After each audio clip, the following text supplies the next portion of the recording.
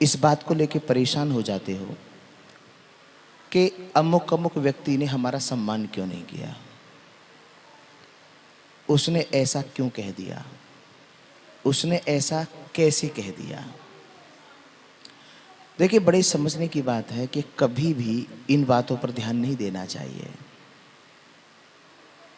अच्छा, यदि माना किसी ने आपका सम्मान नहीं किया तो आप दुखी हो गए, इसका मतलब क्या है? इसका मतलब ये कि आप सम्मान चाहते थे। भाई, यदि आप सम्मान नहीं चाहते, यदि आप सम्मान की इच्छा नहीं रखते, तो फिर आपको परेशानी होती ही नहीं, आपको इस बात की चिंता होती ही नहीं। आप दुखी क्यों हुए? आप दुखी इस वजह से हुए क्योंकि आप सम्मान की इच्छा रखते थे, वो आपको मिला नहीं। भाई, आदमी दुखी कब होगा? व्यक्ति दुख से पीड़ित कब होगा, दुखी कब होगा? जब उसकी इच्छा पूरी नहीं होगी। तो ये बताइए कि आप इच्छा रखते ही क्यों हैं? भाई, इच्छा रखोगे, वो पूरी नहीं होगी तो दुख होगा ही। तो इसीलिए पहली तो बात यह है कि आप कहीं भी जाइए तो कभी भी सम्मान की इच्छा मत रखिए कि कोई हमारा सम्मान करेगा। कोई सम्मान करे तो ठीक, ना करे तो ठीक। हमेशा एक बात ध्यान रखो जीवन में कि मन का हो तो अच्छा है, ना हो तो बहुत अच्छा है। मन का हो तो अच्छा है और ना हो तो बहुत अच्छा है। बहुत अच्छा क्यों है? क्योंकि उसमें ईश्वर की मर्जी होती है। ठीक है, देखो, जितनी हमारे जीवन में इच्छाएं बढ़ती चली जाएंगी उतना ही हम जीवन में दुखी होते चले जाएंगे। इसलिए हमको चाहिए कि हम बिल्कुल भी, मेरे कहने का अर्थ ये नहीं कि आप इच्छा ना करें, इच्छा करिए, लेकिन इच्छा ऐसी रखिए कि जो पूरी हो सके, बिना सोचे, बिना समझे।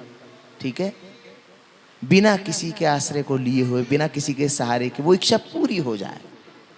तो आप ऐसी इच्छा रखिए। मेरे कहने का अर्थ ये नहीं है, मतलब ये नहीं है कि आप इच्छा मत रखिए, रखिए, लेकिन इच्छा ऐसी रखिए कि जो जायज हो। अब आप का सम्मान हुआ नहीं, आपका अपमान हो गया, आपको लगेगा कि भाई मेरा सम्मान नहीं हुआ तो अपमान हो गया, है कि नहीं?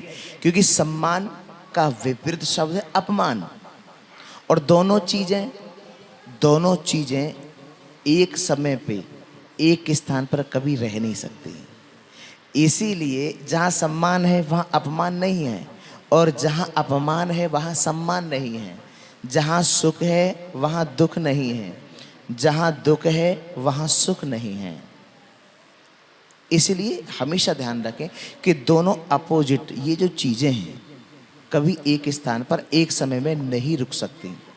तो इसलिए बस यही कहने की आवश्यकता है कि आप बिल्कुल भी इच्छा मत रखिए, इच्छाओं का त्याग करते जाइए, क्योंकि जीवन में त्याग बहुत बड़ी धरोहर होती है।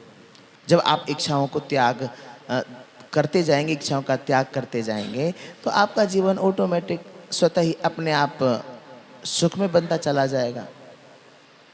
ठीक है, आप कहीं भी जाएं, आपके साथ में कोई कैसा भी बिहेव करे, कैसा भी व्यवहार करे, आप समान बने रहिए। किसी ने आपको गाली दे दी, किसी ने आपको कुछ भी बोल दिया, तो आप बिल्कुल दुखी ना हो। आप दुखी यदि हो रहे हैं तो इसका मतलब ये है कि आपका रिमोट कंट्रोल आपके हाथ में नहीं है, दूसरों के हाथ में है। भाई, यदि आपके हाथ में आपका रिमोट कंट्रोल होता तो आप अपने हिसाब से अपने आप को चलाते, लेकिन चला तो कोई और दूसरा आपको अपने हिसाब से रहा है। तो ये बताइए, हमारा निजी जीवन है, हमारी निजी जिंदगी है, हम दूसरों के सहारे क्यों चलेंगे? भाई, हम दूसरों के चलाने पर क्यों चलेंगे? हम दूसरे के नाचने पर क्यों नाचेंगे? तो हम नाच क्यों रहे हैं? हम परेशान क्यों हो रहे हैं? क्योंकि हमारा जो रिमोट कंट्रोल है वो हमारे हाथ में नहीं है, दूसरों के हाथ में है। तो अब सवाल ये खड़ा है कि हम अपना रिमोट कंट्रोल अपने हाथ में कैसे रखें? अपने हाथ में अपना स्वयं का रिमोट कंट्रोल रखने का मतलब है कि कोई कुछ भी कह दे, कुछ भी अपमान करे, सम्मान करे, निंदा करे, चुगली करे, प्रशंसा करे, कुछ भी करे, आपको बस समान बने रहना है।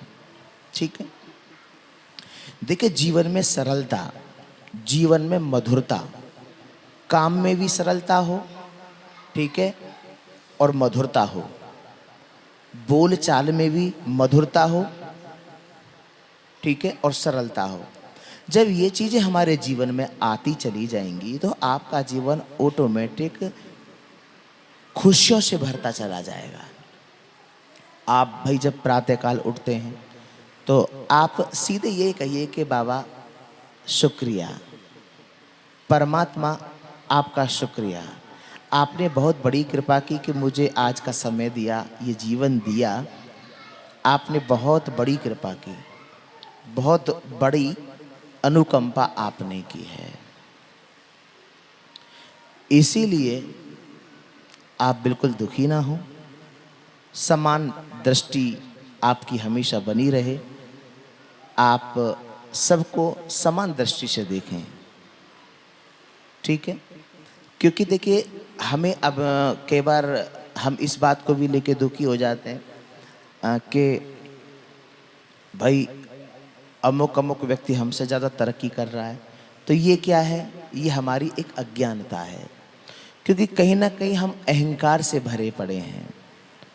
तो अहंकार होगा तो सरलता नहीं आएगी, अहंकार होगा तो मधुरता नहीं आएगी, और जब अहंकार होगा तो धीरे धीरे क्या होगा, हमारा जो जीवन है वो नष्ट होता चला जाएगा।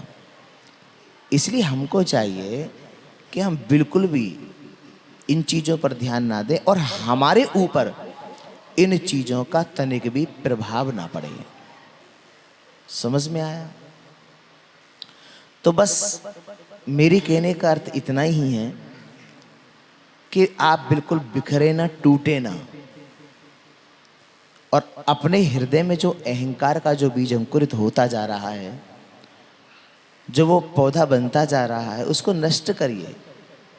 अब आप कहोगे कि जी उसे नष्ट कैसे करें? जो क्योंकि हर व्यक्ति के अंदर कोई ना कोई अहंकार है, किसी को किसी चीज़ का अहंकार है, किसी को किसी चीज़ का अभिमान है। तो सज्जनों, जब तक इस अभिमान को नष्ट नहीं करेंगे हम, जब तक इस अहंकार को नष्ट नहीं करेंगे, सत्य जानना, तब तक हम मानव नहीं बन पाएंगे। मानव, इंसान। कई बार कहते हैं ना कि भाई तुम्हारे अंदर इंसानियत तो है ही नहीं। तो इंसानियत क्या है? इंसानियत, इंसान के लक्षण क्या हैं? इंसान के लक्षण ये हैं कि हम हमेशा दूसरों का सम्मान करें, हम लेने की इच्छा ना रखें।